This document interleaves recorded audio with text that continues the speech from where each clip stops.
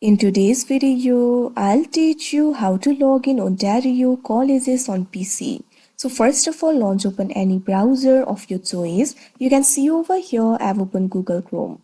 Now click on the search bar and type in ontariocolleges.ca. Press enter. Now after you do that, you'll be led to the official website of Ontario Colleges. So if you want to log into your account, click on this option, apply or login.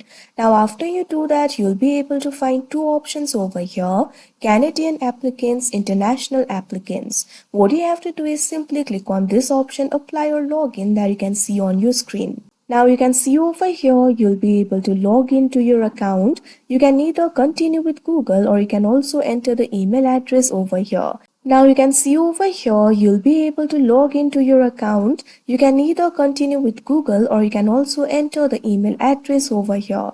If you want to continue with Google, click on this option, continue with Google, that you can see on the screen.